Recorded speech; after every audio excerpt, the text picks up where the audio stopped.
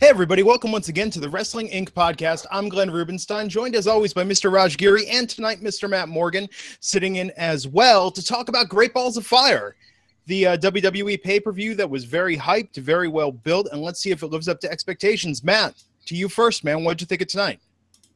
Awesome. Incredible pay-per-view from top to bottom. I loved every bit of it, actually. Raj? I thought it was great. This might have been my favorite pay-per-view of the year so far. Really? Yeah. Wow. Bold words. So let's jump in and talk about the results. Go match by match. The pre-show, Matt, did you catch that? Akira Tozawa versus Neville for the Cruiserweight Championship? What do you think? Weak finish. Yeah. Thought it was a weak finish. I'm not a fan of – can you guys hear me okay? Absolutely. Perfect. I'm not a fan of the guy to begin with. I don't think he's bad or anything. I just think Neville's just on a whole different level right now. So anybody he's in there with, like this guy, I didn't think stood a chance. You know, so they're trying to distract us by getting us caught up in the storyline with his whole sports agent crap, and it's not enough. I just wanted to fast forward through it. Love how they sidestepped the Aries issue on the commentary, talking about everyone who Neville has faced and many more. You know, not checking Aries by name.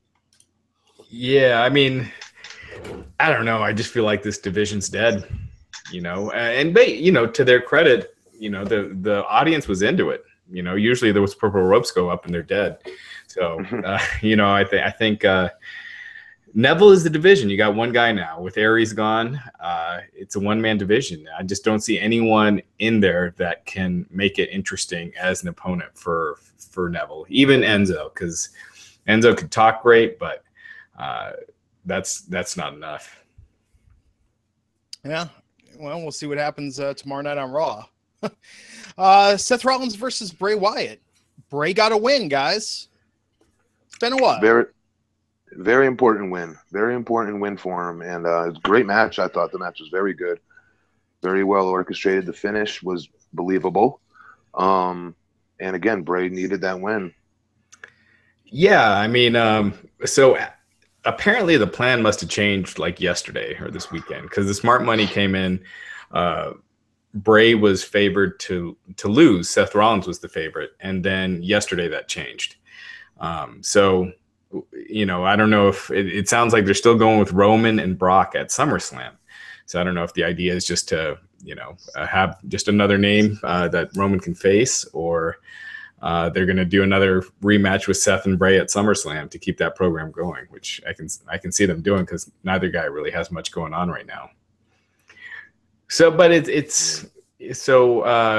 Rollins, his whole thing was he was going to prove that Bray is not a god, right? And I guess beating him proves that he's not a god. So I guess he is a god then, right? That's the storyline.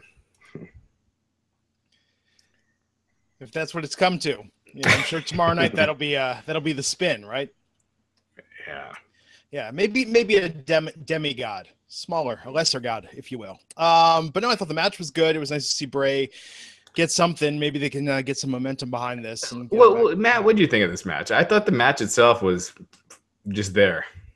Bray and Seth? Yeah. I already said I thought it was very well orchestrated. I thought the psychology of it was good. I thought the finish of it was very believable. I don't know what else you guys wanted. Two big stars basically opening the show. I was surprised there really weren't any other matches, but I'm just not used to seeing Seth Rollins and them open a show. I expected the Intercontinental title to open the show. But for their slot that they were in, they did exactly what they're supposed to do. Yeah, for me, I guess just with Rollins, I expect so much that I thought the match itself was fine. But yeah, it was good to see Bray getting win. But Rollins, he's kind of in that same situation where he needs a win. He's kind of been losing all his pay-per-view matches too. I mean, he beat Samoa Joe a couple months ago, but really nothing since then. We'll see. Enzo Amore versus Big Cass. So the promo was longer than the match that Enzo cut with a great babyface promo. Before Cass came out to new entrance music, really hope that's not the final product. But what did you think of the match, Matt? I mean, did this do anything for you, or did it go exactly how you thought it would? You don't talk about the match with this one. You talk about the promo. No, seriously, the promo was so friggin' good. He he got over tonight. He being Enzo. Enzo's, he's always been over, but not to this extent. I kind of wrote him off once the two broke up because Big Cass is going to be the bigger star between the two, I figured. And that still will happen, in my opinion, because WWE will push Big Cass down the throats eventually. But organically speaking, Enzo got over big time tonight with that heartfelt promo. I believed every word he said. A little long in the tooth, but still I was with every word he was talking about, so I guess it wasn't too long in the tooth. I don't know. I just was very blown away by what a great promo that was, and how he was able to get the entire friggin' arena to emotionally invest in him. And it wasn't one of those, well, he's a little guy, we're going to cheer for him, David versus Goliath. It was, he just made us really fall in love with him that much more. We're going to cheer our asses off of this guy. He's our guy. And that's a hard thing to do as a babyface, and he did that tonight within that promo. And then he's got to get better with his. I always say this, but he's got to work on his in-ring work now, especially if he's going to be a singles act. Especially now if he's going to be a singles act, he's got to work on listening to the crowd. There was multiple times in the match where they were chanting "Let's go Enzo," and he was just sitting in the corner getting his ass handed to him. You've got to start firing off live rounds. I don't care what's happening in the heat. When the crowd starts chanting "Let's go whoever," if you're that whoever, you gotta, and you're the babyface, you're on a knee, you're selling, you punch him in the stomach, you punch him in the stomach again, you stand up, and you start firing off live rounds until the heel cuts you back down again. Because that way, when the comeback is supposed to come toward the end of the match, the crowd will be that much more into it because they believe in you. If they cheer for you, you will respond. You don't ignore the fans when they're cheering your name like that and just keep getting your ass handed to you. Then they die on you. And that's what he did tonight. So he's got to work on that. He has to understand that psychology, and he's got to start listening to them in his actual matches. But do you think he was told not to do a thing? Because he didn't get any offense in, right? I would guess that. No, he did. He hit a couple shots in a couple other spots in the corners when Big Cass was mauling him over. There was a couple times there. And it's not like you get up and do offense and high flying shit. It's a punch to the stomach from your knees. That doesn't mean that's nothing. It acknowledges nobody would ever tell him not to do that. Yeah. The agent needs to be fired if they did say that, because that's literally not listening to the audience. And that's what you're paid to do. Yeah, I thought they might give Enzo a little more just because he is such a good baby face. The crowd is so behind him. And let me be clear, that's not giving him something. That's called keeping yourself alive. That's called selling. You're still selling. It's called hope. It's not even a hope spot. It's just hope. One punch to the stomach. We're not, Yeah, a little momentum. I thought this whole thing, I thought it was great for what they wanted to do. They wanted to build Big Cass and this monster. The promo was awesome from Enzo. Mm-hmm. Big Cass's music, I just got to say it. It was like a mishmash of like 4 different things going on. It was terrible. Like there was like stomping, and then it sounded like Samoa Joe's music was in there for a minute. The generic creator wrestler music in 2K17 is better than what Cass came out to tonight. Yeah, they got to change that. But Cass did a good job of being the Casshole heel in this. So, if they keep his momentum going, they might have themselves a star. But what do you do with Enzo? I mean, the guy cut one, the best promo on the show, best promo probably in weeks, outside of maybe some of the Lesnar Samoa Joe stuff. What do you do with him? I mean, 205 Live, you're basically saying someone that just got murdered on the with the heavyweights is, now a legit cruiserweight. They're still gonna keep this going. Obviously, this isn't dead. Yeah. I mean, these two have been tagging for a year. You don't just give them one match and then that's it. This is gonna go on for a few months. I guarantee it. At least 2 more months. I'll bet you. Yeah. 60 days. And what I think will happen is it'll be make or break for Enzo. And the crowd's behind him. So if it's right now, it's going to be make, in my opinion. And they'll move him on to somebody different. And that's when he really needs to step up.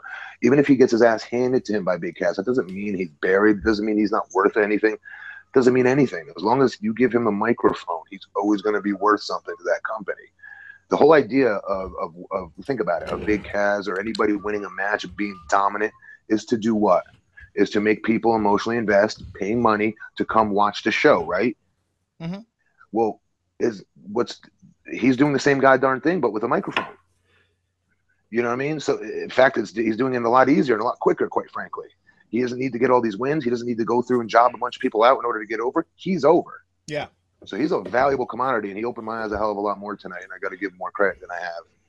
Well, 6 weeks, Barclays, New York, SummerSlam, right crowd for Enzo if they give him the right story between now and then. Those right story. You said how many weeks? Oh, 6.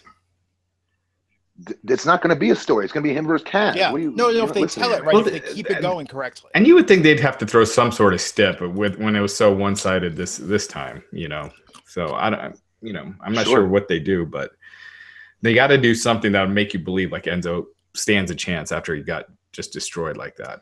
Yeah. I once got beat by Brian Kendrick, who didn't beat anybody when he was at Impact, and the whole story was just for me to slip on a banana peel, right? And it's when he can always lose. He could always miss that big boot. He nuts himself on the top rope, bounces back in, schoolboy 1, 2, 3. Even if Enzo puts his feet on the ropes as a face, people will still cheer it. You know what I mean? It could happen like that. It doesn't really. He's not going to dominate the match ever. If it's a win, it's going to be a slip on a banana peel type win. Yeah. Yeah, we'll see. We'll see how they keep it going tomorrow night on Raw. 30-minute Iron Man match for the Raw Tag Team titles. The Hardys versus Cesaro and Sheamus. Matt, what did you think of this and the way that they balanced out the points at the beginning? Good. Yeah. I liked it.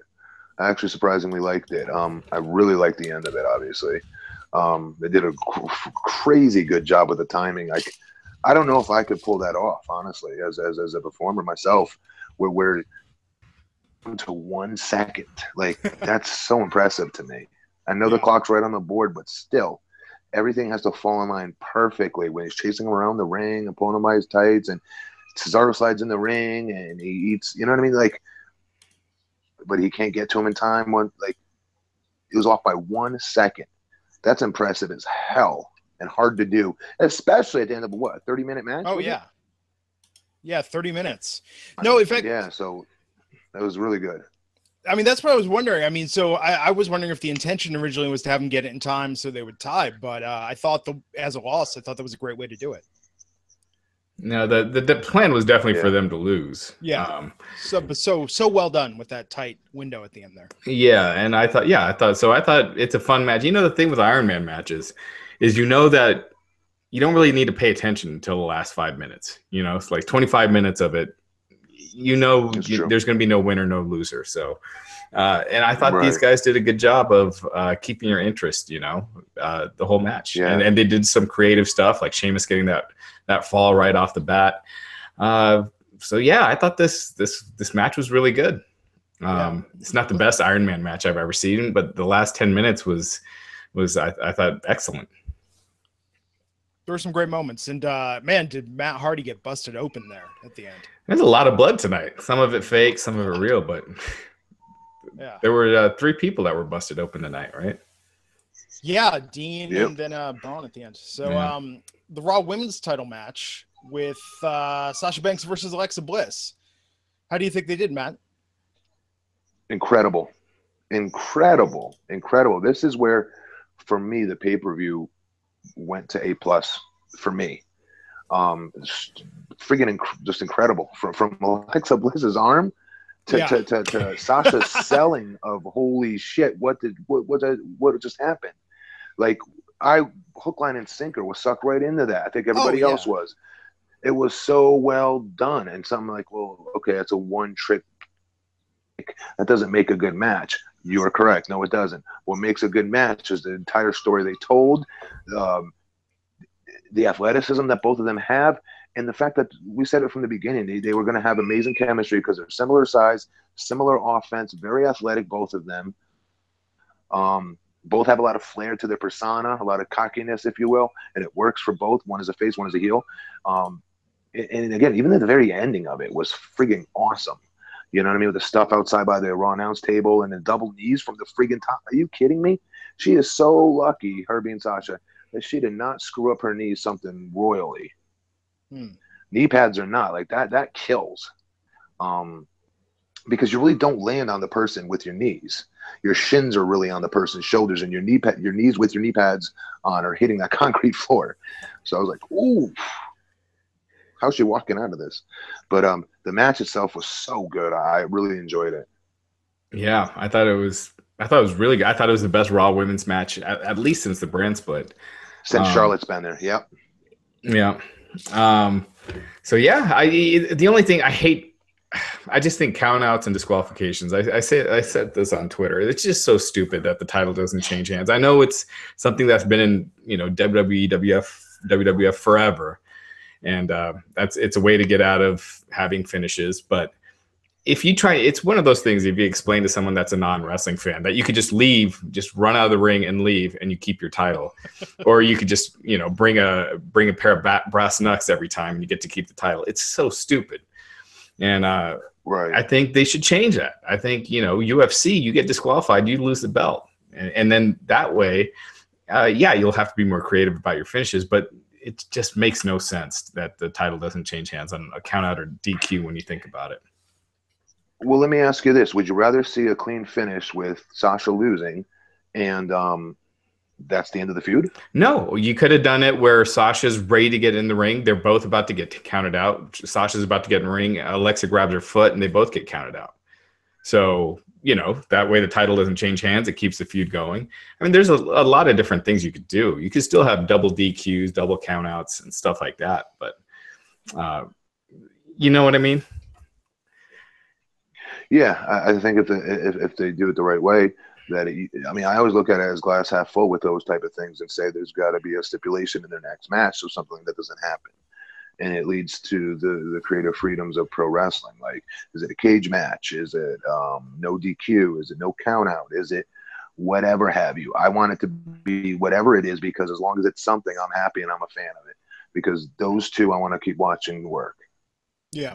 And I'm guessing that's where it's headed. Hopefully they could keep it up for 6 weeks and not make it a multi-person match with Nia Jax. And Nia needs to stay. Yeah, she needs to stay far away. Yeah. No, I predict tomorrow or next Monday it'll be a no DQ rematch. You think? I think they. I hope not tomorrow. I hope not. Yeah, I hope they keep this till SummerSlam. I hope they do the match at SummerSlam. But the problem is, though, I don't feel like they've done a good job in pitting them against each other. I mean, did you guys watch on the pre-show tonight how Dano is trying to put over? Oh, when they're in the locker room, you can hear a pin drop. That's the part of this I'm just not seeing yet, is the promos. Well, that's where you get time. You know? That's what they need to build. If they could do it, then yes, by all means, SummerSlam. Yeah. Because I think Alexa and Sasha are the two biggest personalities on the Raw brand by far. So I think they could easily do it if they give them that opportunity. And not do stupid crap like the This Is Your Life segment and stuff, and let them cut like real promos on each other, because they are very just athletic promos. Yeah, they're very opposite. There's enough dichotomy in their characters that they could really really have an interesting feud. Yeah. Speaking of feuds that have been developed and a story that has been told now, seems like for almost a full year, but not quite. No, about 6 months, really. Intercontinental title match, Dean Ambrose versus The Miz. But tonight, The Miz had the Miz. Wasn't excited about this, and I'm a huge... Yeah.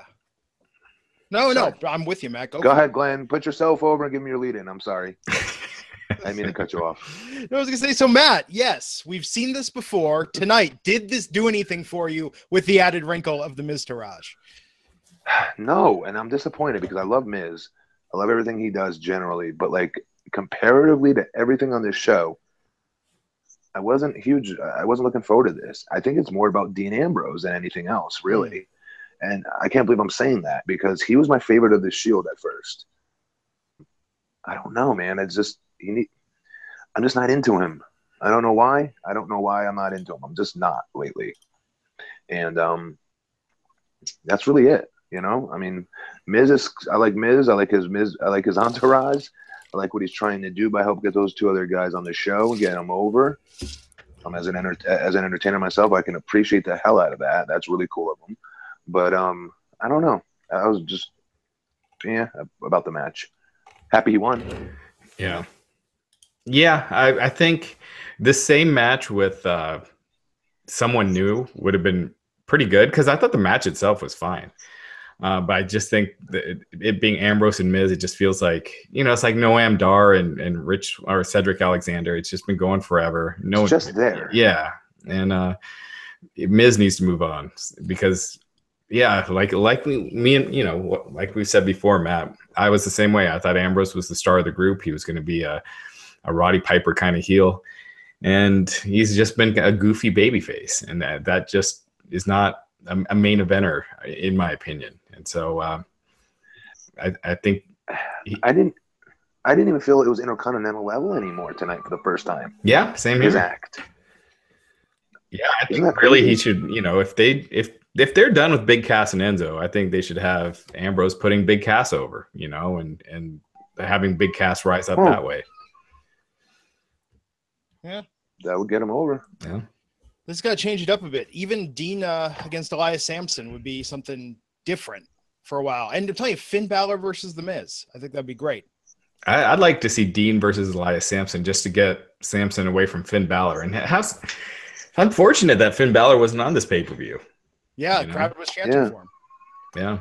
Were they? Yeah, there was the We Want. When? I believe was it during this match, or was it? It might have been. Where were they chanting? It was We Want Finn or We Want Balor. I saw people were talking about it on Twitter, and I heard it. Oh, that's a chant. I couldn't figure out what it was. I remember something like that during the show. I was like, what are they saying? Yeah. And I don't know if they're trying to say Finn and Elias Sampson for SummerSlam, because that's still a long way to go. That's a long way to go for a match that's like, is that a SummerSlam match? And same as Goldust and R-Truth. They didn't do that tonight. Are they saving that for SummerSlam with all the build now that they put into it? Oh, good Lord. Good God. Meanwhile, Battleground 2 weeks away. Yeah. It's going to be here before we know it. I gotta say this: it was so weird seeing Dixie Carter in during a WWE pay-per-view. Oh, the Kurt Angle promo. Yeah, they had that Kurt Angle 24 promo. Dixie Carter was interviewed for it. Oh, and, she's loving it. Oh my God, she's such a yeah, but it's still surreal, kind of. Okay, so from The Miz winning for the upteenth time against Ambrose tonight, we went to what I think we're going to agree was a high point, which was the ambulance match between Roman Reigns and Braun Strowman. Ooh, wow. Yeah. Wow. What a story being like Braun. Really, I mean, I'm going to get a lot of shit for this. And I shouldn't even say it because I don't really mean it in this level, but this, to some level, to some degree, like maybe a 1/100th of this match degree that I'm going to say, reminded me of this. And that was when Stone Cold turned face versus Bret Hart. Did you hear the chants when he was walking, when he got himself up and walked out of that ambulance? That's almost exactly what I thought. I thought it wasn't a double turn, but definitely felt like it, because Reigns, right, trying to kill him, and then Braun getting out all heroic. I mean, that's super babyface stuff that he did, and the crowd just going nuts for him. It felt like a double turn, and I know it's not. Reigns is their guy, but man, it's hard. I just see Braun as a super babyface now. Yeah, I mean, with Roman, seriously, they Oh, sorry. No, go for it. I was just saying Roman trying to murder Braun in the back of the ambulance, not really a face of the company, white meat babyface kind of move. No, Steve Austin, dropped Triple H in the car, and babyfaces have done some murderous stuff in the past. So yeah, I guess it depends on who's doing it. It just, even if it's not for the Reigns turn part, the Braun turn was definitive. As far it wasn't planned, wasn't maybe done on purpose, but you've got to listen to the audience now. You put something out there, you've got to follow through with it. You know what I mean? And that's the difference between nowadays and the way wrestling used to be. Because trust me, come tomorrow night, if this was like 99, 2000, let's say 98, 99, they definitely would act on this. And now they just won't. And that's what bothers me. Yeah, you know what I would do? I would keep, I would sell these injuries until SummerSlam. 6 weeks is a long time. But, or maybe a couple weeks, and then have him face Bray Wyatt, have him turn babyface and go against Wyatt. Since they have history together, it's got a story. And I think Braun, he could be a huge babyface. So, that's. Yeah, he could. I think that would be an interesting way to go. And it gives Wyatt something different. That was great tonight on so many levels. I mean, Roman losing by doing the spear into the ambulance, I thought was a fantastic move, giving Braun the win. Loved the backstage stuff and the way they did it. Even love that we had a dark match during that we cut away from. Yeah. Hey, Slater got a win on a pay-per-view, man. A singles. When's the last time that happened? Has that ever happened? I don't know. Probably not. Yeah, they didn't show the pin, but he did win. That was something else, though, man. But I gotta just say that match was awesome. Even before the post match, It was. segment. Reigns has really made, people shit on Reigns all the time, but his match has been great, and he really made Strowman into a star, like with this feud. Like he really put the guy over. And I thought, and it's the ending still made him strong. So if that's the way they're going with Reigns and Lesnar at SummerSlam, it's still viable. But I thought this was fantastic. My only problem with it is that they totally took away from Braun's win. Who's going to remember Braun won? What are we going to remember? That, well, I guess he did get over in the end because he did walk out on his own power. I was going to say, all anyone's going to remember is, Roman Reigns snapping and crashing the damn ambulance, right? No one's going to remember that Roman lost the match. But to your point, Matt, I think what I remember is Braun walking away all bloodied up, and that's kind of the ending thing that I remember is him just taking it and walking out like a champ. And the makeup guys, they did a great job. They did a great job cutting away at the right time because that was clearly a pre-tape, obviously. It was really cool how they did the whole thing. Yeah. No, I thought it was fantastic tonight. And then that followed by Samoa Joe versus Brock Lesnar. So, Matt, I know this was like one of your most anticipated matches, if not the most anticipated tonight. What did you think of the actual execution of it? Loved every bit of it except for Joe losing. Another situation where they've got to listen to their audience. I can't believe I heard my ears. I was so many emotions, happy, proud, excited. All rolled in one when he jumped Brock at the beginning and started handing him his ass, put him through a table. Brock, who I know very well, sold his tail off tonight for Joe, which tells me he respects the piss out of him, which is good. The office will see that. More bigger things for Joe, because if Brock is signing off on you, trust me, good things are in your future. There's so many emotions for me wrapped in this one. And I couldn't believe my ears that they were chanting, Joe's going to kill you to Brock Lesnar. It was awesome. So, that's what I always wondered. If Joe went to WWE, would I ever hear that chant? Because would WWE ever be smart enough to paint him as that killer Samoa Joe that we all know in Ring of Honor and TNA? Or would they screw with him? And they started to screw with him at first, if you remember. He wasn't a monster, really, at first. Not as dominating, at least. And now he is. And it's believable. And, again, they need to listen to their audience, because tonight the audience was sending a very loud message. We're behind this guy. Yeah. No, I thought he should have won. That was my only complaint, was just the finish, that how quickly Brock turned it around and got the pin. Yeah, I agree. I thought this match was really good. The crowd was hot for it, and Brock was selling big time for Joe.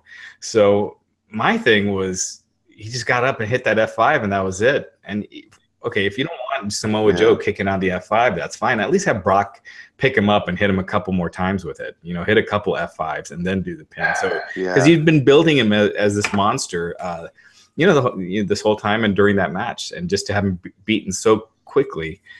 So cleanly, I just think he should have done it a few times. That finish came out of nowhere, which I like sometimes. But in this case, I just felt to make Samoa Joe look stronger after you've done all that, you should have done a little bit more. I think their main picture they were trying to draw was Joe dominating him and handing him his ass. And I told you guys, Joe would be very physical with him, and he was. Did you see him try to take him down with a waist lock? Yeah. I was like, Joe, don't do that. But he kind of did. He kind of did get it in. But the picture they were trying to paint, in my opinion, knowing the way they work, WWE rather, is the very end when Brock's walking up the ramp and Joe's seething, staring a hole through him, even though he just got F5, took his finisher and lost. That ending picture is the way Vince thinks. He thinks people remember that stuff the most. And I'm hoping, you see, if you F5'd him 500 times or twice or 3 times, you don't get that picture. You get Joe laid on his back like Job Squad guy, with murder investigation outline chalk scenes, right? And they just show Brock celebrating, and then you go off the air to that crap. Versus Joe, blood running through his veins, pissed off, seething, and hopefully that means there's more. I pray that there's more with this, because this was entertaining as crap for me to watch. Matt, you just did something brilliant. Has anyone done that before? Where you pin the guy and someone literally comes out and starts putting a chalk outline around the body? Oh, that'd be a cool gimmick. Matt, you got to run with that with DFW, man. Yeah. Like, get someone out there outlining the dude right after you pin him. That would be awesome, actually. Yeah, that's a good idea. That would be if I was a heel, that'd be really good. Yeah. Yeah. All right, don't tell anybody else, so they'll steal it. Yeah. That part off the show, edit it. No, I thought it was great. I mean, I hope this isn't the end of it. I hope this isn't the end of it with Joe and Brock, because I thought just this has been so well done. The match was great tonight. It's a shame if they move on from here. I think it is for now. Yeah. You know, because Raj, what does Brock have left date wise? SummerSlam's next. He's got a couple house shows before SummerSlam. SummerSlam looks like he's losing to Roman. He's facing Roman, and at SummerSlam. Yeah. I thought they were going to build the Mania.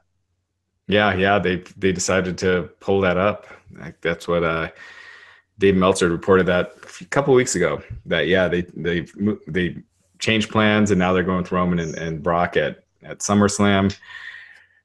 You know, I don't know where they go with Samoa Joe at SummerSlam. You know, SummerSlam is going to be 4 hours plus the kickoff, and like they did with WrestleMania, it could. Who knows? They could do a 2-hour kickoff, and if they do that, then it's 6 hours. So that leaves that leaves a lot of room for a lot of matches. Man, I don't know if Roman's. I can't believe I'm saying this. I don't know if they booked him strong enough to take the belt off Brock this early. I mean, am I just imagining that? He's been getting his ass. He's been doing a lot of selling lately. Yeah, so I think that's where, because I guarantee that Braun is probably going to be his first opponent after Lesnar. And so, because Braun's got the wins over him, Samoa Joe's got a couple wins over him too. So I think he's got two built-in guys that he can face once he wins the title. But that is true. He's lost. He hasn't won on a pay-per-view since WrestleMania. Right. Yep. People and people that shit on him, like the people that keep crapping on Roman, I'm yet to see the guy have a bad match in God knows how long. Like, he can work. He's not just the big guy anymore, the big, pretty looking, jacked up guy who, when the guy usually has that kind of look, it's usually the other guy making him look good. As far as the work rate goes, and psychology goes, the more experienced of the two generally is the quarterback and makes that match what it is. It'd be like me versus Kurt Angle, right? I'm the big monster. I look impressive. I look like $1 million. But Kurt Angle, you know, he's the real star. He's the one that makes me look like $1 million because he's that much better than me. And he knows how to make me look better than I really am. So most of the time, Roman was under that guise. And now he is no longer there. He is the guy that is now making these matches tick. He's making these matches good on his own accord. And he's really improved so damn much. He has no weaknesses, honestly. Yeah, I mean, the weaknesses are not in the ring. It's, promos and stuff like that. But I don't think his promos are weak. Yeah, it's how it's scripted. I don't think his promos. He's talking like from his heart, like how he wants to talk. I dig him. I feel that inner heel in him a little bit, as well. That little cockiness he has at times, and he should have it. Yeah. I look better. I'm more impressive. I'm faster. I could jump higher. I'm stronger. I'm younger. And if you're all those things, I don't think it's bragging if you talk about it. This is my yard now. I dig it. And so it is looking like they might be doing Roman and Cena for WrestleMania. Like, now that they're not doing Roman and Brock. Interesting. So which I think that would be huge. I think that's the biggest match they have. So I think that's a step in the right direction. Yeah. So all in all, your final thoughts on tonight's pay-per-view, Matt? A++. Wow. Highest grade I think I've ever heard you give in the last year of this podcast. It's my favorite pay-per-view that I've seen with this company, I think, within a year. This includes Mania. Yeah, there was I really enjoyed it. I agree. When The Miz versus Dean Ambrose was the low point, and that was still pretty good. It was an awesome show. I don't know if I'd go A+, but a definite A. I thought it lacked, like some of these New Japan shows where they have like 4 matches that are just out of this world. And I felt like this had the one great match and then a lot of really good stuff. No, let me name them to you. The girls match. The girls match was freaking one of those. Joe versus Brock was. Even though if you don't like the finish, the match itself was friggin' awesome and entertaining. Everyone's at the edge of their seats and standing the whole time. And obviously Braun versus Roman, or definitely not Miz and what's his name, Ambrose. Iron Man. What was it? Okay, so then there's 3. I'll give you 3. Good friggin' guys. That's an A+ pay-per-view. I mean, those 3 matches could have anchored any pay-per-view as a jaw-dropping main event, in my opinion. Matches were great. I mean, my only complaint was with the booking. I like when titles change. Well, at least one. I mean, just to go across the board. Yeah, I know, but across the board with none is just kind of frustrating. It's kind of like they're not even really changing titles that much at the B pay-per-views anymore. Yeah, because Payback was pretty light on that too. It had Jericho. Yeah, right. Yeah. Yeah, it's been a while. Someone on Twitter tweeted me the last WWE pay-per-view where not a single title flipped. Because I think it's been a while. Then Money in the Bank, I don't think a single title changed. No, but there were like only 2 title matches, I think, in the whole thing. Maybe I could be wrong. Yeah, I mean, as far as I don't know. I think I'm fine with no titles changing because I think when you change them too often, it kills it anyway. So unless you got a real reason to do it, you shouldn't do it. Yeah. I thought, and it had the cool, the ambulance stuff. Those things can get hokey, quick. But I thought the way they did it was awesome. They made it seem serious. It made it seem like Roman just lost it. So I thought this was a great pay-per-view. It was a really fun show and overperformed, really. I think everyone was just excited for Joe and Lesnar, but I think everything was really good on the show. I think for a pay-per-view that started off with everyone doing a triple take at the name alone, and then being very, very skeptical about this, I think it knocked it out. Yeah. And what it delivered. Let's quickly touch upon the news that happened this week because there were 2 big stories that happened. One, AJ Styles won the U.S. Championship over Kevin Owens at a Raw house show at Madison Square Garden. Raj, what's the scoop on this? Yeah, Styles' first win. I think a lot of people thought maybe Owens was injured, so they had to get the belt off of him, but that's not the case. So yeah, I guess they just decided to do something to surprise fans. It's interesting. They were supposed to square off at Battleground, and WWE removed that match from their pay-per-view page for Battleground. So I don't know if they just temporarily removed it and they're gonna work their way to a rematch. But yeah, it's I think it's cool when you do these title changes at house shows once in a while. It makes it seem like there's a reason you should go as opposed to just seeing the wrestlers in town. So I thought it was a cool thing. Yeah, the other big news, Austin Aries, released by the WWE. So what's the story on this, Raj? Did he ask for his release or he's just really happy that he got it? He's just really happy that he got it. So apparently WWE released him and he was supposedly giddy to get released. So from all accounts, it sounds like he was frustrated with being in the cruiserweight division. We see it. There's no upward mobility, especially if you're out of the title program. What's there to do? Those storylines suck, and he's way too talented for that. Now, there's a lot of people saying that he had a bad attitude backstage and that he rubbed a lot of people the wrong way. Matt, Austin. What's he like backstage? He's a very short wrestler, okay, who fights for everything he's ever gotten. Walked away from the business with a couple days left, and then boom, something big hit for him, and he stayed in the business a little bit longer to finally get his chance in WWE a couple years after that even. So I never saw him as arrogant. I never saw him as this heat seeker that people think he is. I just saw a guy that has been dicked around an awful lot, And when you're not 7 feet tall, you're not a big guy. You know, unfortunately, you do got to fight for everything you get, and especially when you're that talented. We said from day one that dude should not be in that damn division. Everybody says that. The fans were saying it. You know, in these arenas, when they're chanting his name, it's not like, "Yay, we like him in the freaking cruiserweight division, WWE." It's, we want to see him in the freaking main show against other talents.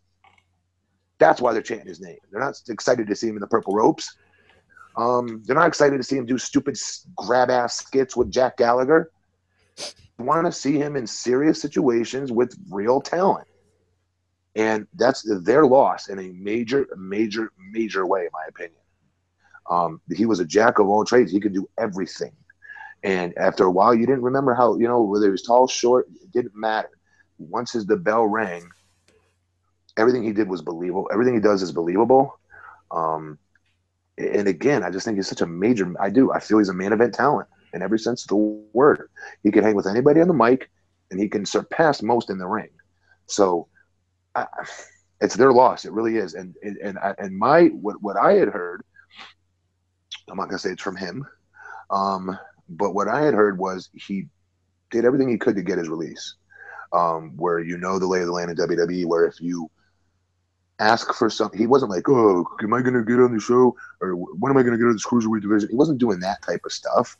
You know, he was legitimately wanting to know, like, "Hey, what do I got to do to take the next step? Hey, what do I have to do to get on the main brand of the show and work some other storylines?" You know, in a way of suggesting storylines to them and things of that nature. Them to freaking say, "Wow, this guy really wants it. He's setting up storylines and ideas for his character. This is really cool. Let's try it. What do we have to lose?" But no, they didn't. They stifled another friggin' star-studded talent, and it's a damn shame, because in a day and age where they're begging for young guys to step up, you had one right there. You had one. You had a bona fide main eventer. No one will ever argue with me different. Yeah, I think that's why so many people were surprised at that news, because they haven't really, you know, there haven't been many releases where they initiate it. Usually, you know, like Cody Rhodes asked for his release and got it. So yeah, I think that will change as time goes on, Raj. I think you'll hear something different as time goes on. Yeah, I think one side is trying to save a little face right now. Yeah. Now when Aries came to WWE, the landscape was, it's weird. The landscape in wrestling was kind of very different. It's changed a lot over the last couple of years. You had TNA then that looked like it was going, you know, that it looked like it was struggling. Now they seem to have gained their footing. Now they're Global Force Wrestling. New Japan's now expanding in the U.S. You know, they had a very successful tour. There were a couple of shows last weekend. So now all of a sudden, you know, there's several places that would want him. Where do you think he'll end up next? I think New Japan, just because he hasn't been there as far as a major main event type talent yet. Do you know what I mean? That's just my opinion. It depends on what he wants to do. Does he want to travel? Does he not? Austin's one of those types that I've had this conversation with him before when I was at TNA, where has no problem leaving the business. And I want to say it was to be a bartender or something like that, where he'd be perfectly cool with that. If he put it all out there and it just wasn't enough, he said he could go home and go make money being a bartender and be just as happy. And I believe him. And it makes him different. When you have somebody like that that's not scared to lose what, you know, we perceived as the dream of working in WWE or on television as a pro wrestler, I got to do him, you know, that's very real. And so my point is, I don't think, it depends on what he wants to do is my point. If I'm sure he saved his money, if he needs to still make some more money, there's a lot of money for him in New Japan. I'd love to see him at GFW, obviously. You know, he lives here in Florida. He's my boy. I never got an opportunity to really work against him. I would love that. But I don't know. We'll see what time will tell, because he's also a very reactive person, much like me, where he makes hasty decisions, but something rubs him the wrong way, and he thinks about it, and he makes his mind up on it. That's it. That's the way he thinks about it. And it's so if he is mentally checked out and maybe doesn't want to work anymore, you know what I mean? I could see him not working for a while. Or if he's like, screw this, I'm going to shove this up their ass. I'm going to Japan and show them what a bona fide main eventer I am. I could see him do that. But the reason I keep saying New Japan is because he had not been there, to my knowledge, in a major capacity. No. I don't believe he's ever really main evented there, right? Mm-hmm. Right, yeah. So that's where I see him going. Yeah. So, yeah, his contract, so he'll be free in early October. So I'll keep an eye out. I mean, his name value has gone up, even though he was, sidelined by being in the cruiserweight division. But he is a much bigger star just by being in WWE. And, he was on the pre-show, but he wasn't in the Andre the Giant Battle Royal. So, he had a singles match at WrestleMania, which is hard to get. So, yeah, it'll be interesting to see where he ends up. And that was one of the best matches of the night, if you remember. That was one of my favorite matches. Yeah, it was really good. It just it hurt being on the pre-show because I feel like, before and after the match, you're surrounded by 20 minutes of just talk and silly backstage stuff. So it's hard for people to get into the match at that point. But they had, I thought it was the second or third best match on that show. Yeah, well, and it didn't even make the DVD. Which he didn't make the DVD. He didn't get the royalties. But I don't know how many DVDs they're selling. Why do you know that? Time out. Why do you know that? What's that? That didn't make the DVD. Number one, who watches DVD? Well, how do you know what's on the DVD for WrestleMania and what's not? Oh yeah, it's well known that the pre-show wasn't included on the DVD. I mean, you could go to Amazon and look, but yeah, Aries tweeted about it. He wasn't happy that it was left off. What did he say? Gosh, I'd have to go back and here. Hold on one second. Talk about something else. Paraphrase. I'm not asking you a direct quote. He said something about. Was he just like, "What the hell? I wasn't even on the damn DVD." Yeah, just the best match was not on the DVD, or something like. Here it is. WrestleMania 33 is now available on Blu-ray in Canada. Too bad one of the greatest matches of the night was left off the U.S. Canada DVDs. That was at the end. He's right. May. Yeah, right. He's absolutely right. Yeah, I don't see why they didn't. I mean, I can see why you don't want the whole pre-show on there. You don't want Renee Young giving her the talking part. Right, exactly. but the matches for sure. Yeah, I agree. Speaking of DVDs, just gotta say, either you guys check out the Kevin Owens DVD that came out last week, that documentary. I heard it's really good though. It's very good. No.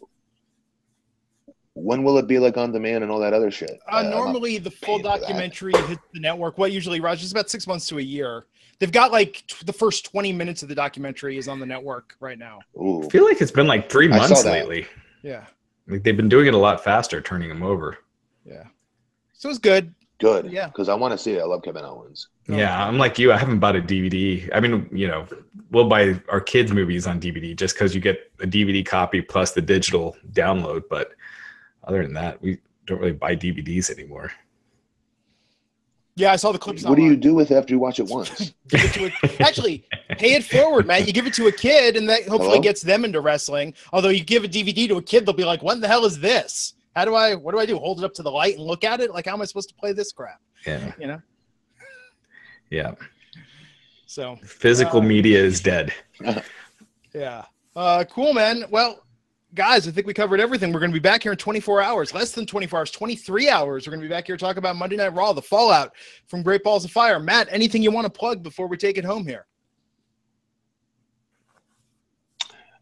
Being the Elite on YouTube. If you're a wrestling fan and you're not watching that show, there's something wrong with you. That's still, to me, the most entertaining show out of every one of these shows, and that's including Raw, all the wrestling shows. I am the most entertained by that YouTube show. Sorry, I still love it. And also on our Wednesday podcast, we're going to have the legendary J.J. Dillon. So J.J. Dillon will be joining us this Wednesday. Wow. You better be. Hey, some good questions to ask him is when he was head of talent relations with WWF for WWE. The transition. Yeah, how did he get hired there? I've always wondered that. How did he go from the Four Horsemen manager to getting, a front office job in WWF? Because he never sold for NWA. He acted like it never existed. Right. So I always wondered, like, how did the hiring process happen? That's interesting. I'll definitely ask that. Yeah, that's a very good question. Because I mean, to go from that an on-screen talent to that backstage role within a year, like a legendary manager to that, that is an interesting question. I'll ask him that for sure. Cool. It's coming up. I've never heard that answer, and I've read books. Yeah, this Wednesday, 12 noon. We will ask the question. I'll get you that. Very cool, guys. I want to see it on DVD. Just start sending Matt everything on DVD. Even Being the Elite. Somebody rip it from YouTube, convert it into DVD, send them all to Matt Morgan. Cool, guys. So, and we'll be back here again tomorrow night to talk about Monday Night Raw, the fallout from Great Balls of Fire. Join us then at 11 p.m.-ish Eastern, right when Raw goes off the air. Until next time, folks, he's Mr. Matt Morgan. You can follow him online, BP Matt Morgan, Instagram, Twitter, everywhere. Raj Giri, Wrestling Inc. I'm Glenn Rubenstein. We'll see you back here on the Wrestling Inc. podcast. Take care.